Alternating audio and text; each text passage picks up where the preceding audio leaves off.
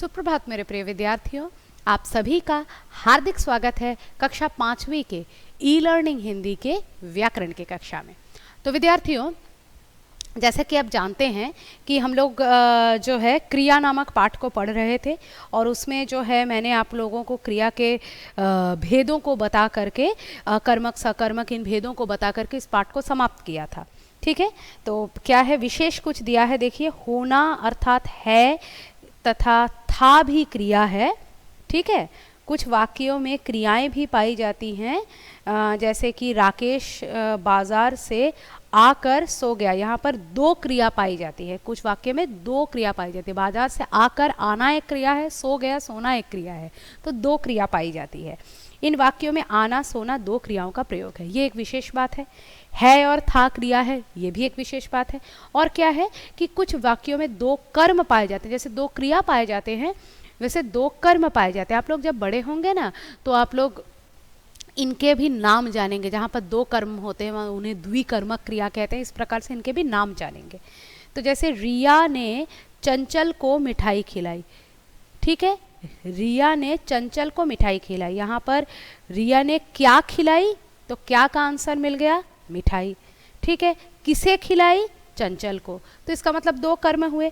कर्म से क्या क्वेश्चन बनते हैं, दो ही क्वेश्चन बनते हैं, क्या और किसे। अगर क्या और किसे का उत्तर मिल रहा है तो वो कर्म है। तो क्या खिलाया, मिठाई खिलाया, किसे खिलाया, चंचल को खिलाया, तो दो यहाँ पर कर्म पाए जाते हैं। ठीक है, तो काम का करना या होना पाया जाना क्रिया है। क्रिया का मूल रूप धातु कहलाता है। ठीक है, क्रिया दो प्रकार के होते हैं, सकर्मक कर्म के साथ, अकर्मक कर्म से रहित। ज़रा बताइए तो को आप लोग कर लीजिएगा, वो चैप्टर से ही है। इसके बाद एक्सरसाइज पर आ जाइए, उचित क्रिया शब्द भरकर वाक्य पूरे कीजिए। इस समय घड़ी में चार क्या होगा, घड़ी में चार क्या हो सकता है, घड़ी में चार बज सकता है ना, तो इस समय घड़ी में चार बज रहे हैं, इस समय घड़ी में चार बज रहे हैं। उसके बाद बच्चे मेले में झूला झूल रहे हैं। मुझे पता है आप लोग पीछे से उत्तर चिल्ला चिल्ला के मुझे बोल रहे हैं। ठीक है, तो बच्चे मेले में झूला झूल रहे थे। समर ने राघव को घड़ी क्या हो सकता है, पहनाई हो सकता है, पहनना तो क्रिया है, तो पहनाई।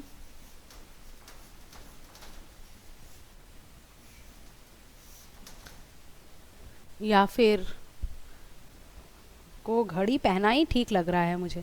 फिर घ नंबर देखते हैं, घ नंबर क्या है, सड़क पर दो महिलाएं, सड़क पर दो महिलाएं डैश रही थी। ठीक है, यहाँ पे ये बात कर रही थी, झगड़ रही थी। अब आप लोग बोलेंगे कि मैडम आपने ये नेगेटिव वर्ड झगड़ना क्यों यूज़ किया। अब देखो, दो महिलाएं बात कर रही थी, मैं बात कर दो चीज़ को मिलाना पड़ेगा, दो चीज़ लिखना पड़ेगा, इसलिए मैंने झगड़ कर दिया क्योंकि ये एक वर्ड में ही हमारा कंप्लीट हो गया। आप लोगों को कुछ और वर्ड सूझे तो आप लोग ज़रूर उसको बिठा सकते हैं जब तक कि वो सेंटेंस के साथ जा रहा हो। पक्षियों के घोंसले नहीं डैश चाहिए, क्या नहीं करने चाहिए, खराब नहीं करने चाहिए या तोड़ने नहीं चाहिए। ठीक है, नष्ट नहीं करने चाहिए, तोड़ने नहीं चाहिए, घोंसले नहीं तोड़ने चाहिए। तोड़ने इसलिए लिखा, नहीं तो फिर करने वगैरह क्रिया ऐड करना होता, इसलिए मैंने केवल तोड़ने लिखा। तो देख लीजिए, घड़ी, इस समय घड़ी में 4 बज रहे हैं, बच्चे मेले में झूला झूल रहे थे, समर ने राघव को घड़ी पहनाई, फिर सड़क पर दो महिलाएं झगड़ रही थी, पक्षियों ने के घोंसले नहीं नष्ट करने चाहिए। ठीक है, या नहीं तोड़ने चाहिए, नष्ट करने में नष्ट करने दो लिखना होता है, इसलिए मैंने नहीं तोड़ने चाहिए कर दिया। नेक्स्ट है नंबर 2, निम्नलिखित वाक्य में क्रिया शब्दों को रेखांकित कीजिए और उनके भेद लिखिए। मतलब कौन सा क्रिया है ये बताना है, उसके बाद भेद यानी अकर्मक है या सकर्मक है ये बताना है। तो पहले भेद कर लेते हैं, पहले क्रिया को रेखांकित कर लेते हैं। पक्षी उड़ रहे थे में उड़, ठीक है। उसके बाद हमें अधिक वृक्ष लगाने चाहिए, लगाने, ठीक है। उसके बाद हमें बिजली तथा पानी की बचत करनी चाहिए, तो बचत करनी ठीक है। उसके बाद क्या है, शेर जंगल में सो रहा था, तो सो रहा था, ठीक है, था भी क्रिया है। उसके बाद क्या है, हमें सभी को अपने आसपास, हम सभी को अपने आसपास सफाई रखनी चाहिए, तो क्या करनी चाहिए, रखनी चाहिए। ये हो गए हमारे क्रिया, ठीक है। क्रिया शब्दों को रेखांकित करने के लिए बोला था, तो हमने क्रिया को रेखांकित कर लिया है, ठीक है। सफाई कर रखनी चाहिए, सफाई भी तो क्रिया है, सॉरी, सफाई रखनी चाहिए। आप लोग समझ जाएंगे ना, मैडम का हैंडराइटिंग खराब हो गया है, सफाई लिखा है यहाँ पे, ठीक है। सफाई, ये सफाई शब्द है, ठीक है, तो सफाई रखनी चाहिए। तो अब ये है कि कौन सी क्रिया है, पक्षी उड़ गए, ठीक है। तो इस प्रश्न से आपको किसका क्या, पक्षी उड़ गए, क्या और किसे का उत्तर मिल रहा है, पक्षी क्या गए और पक्षी किसे गए, इसका उत्तर मिल रहा है आप लोगों को।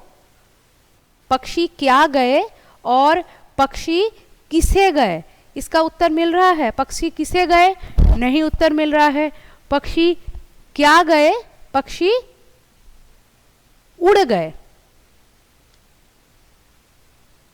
तो उड़ गए में क्या गए, तो पक्षी उड़ गए, उड़ हमें क्या का आंसर मिल रहा है, तो यहाँ पर सकर्मक क्रिया होना चाहिए, मुझे लग रहा है। अगर आपको कुछ और लग रहा है तो आप मुझे ई पोर्टल पर ज़रूर सजेस्ट कीजिए बच्चों, क्योंकि सीखने की ना कोई उम्र होती है, and to err is human. तो मुझे लग रहा है पक्षी क्या गए, पक्षी उड़ गए, तो यहाँ पर सकर्मक क्रिया होनी चाहिए, क्योंकि क्या का उत्तर मिल रहा है।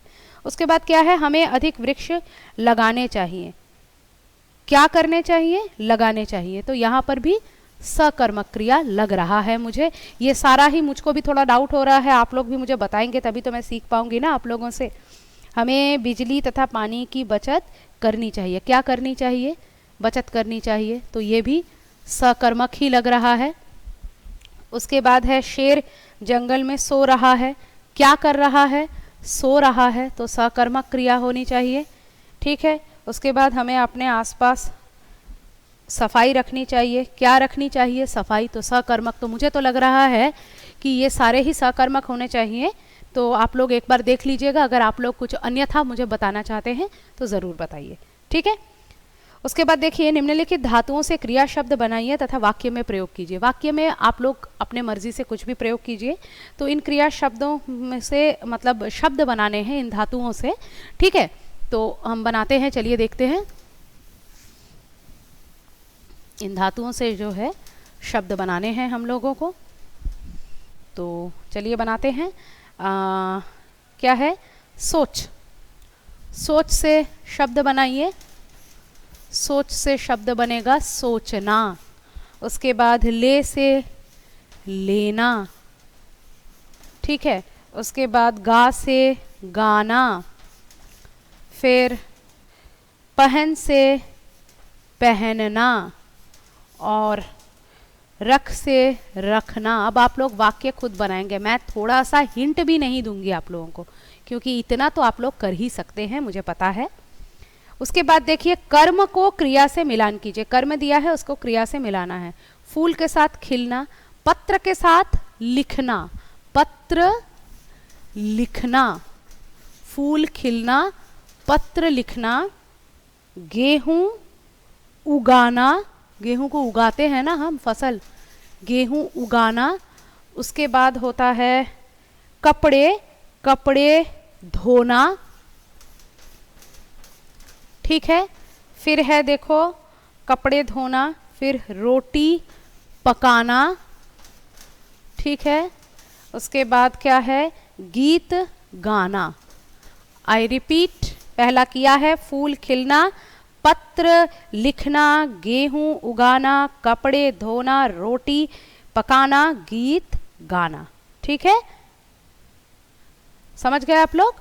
तो इसके साथ हमारा ये क्रिया का पाठ जो है उसके सारे एक्सरसाइजेस भी खत्म होते हैं और सिमिलरली चैप्टर भी खत्म होता है। तो अगले दिन हम आप लोगों को जो चैप्टर पढ़ाएंगे उसका नाम होगा काल। तो इसका मतलब आपके ग्रामर के क्या सिलेबस हुए, क्रिया और काल। तो नेक्स्ट दिन मैं आप लोगों को काल पढ़ाने वाली हूँ।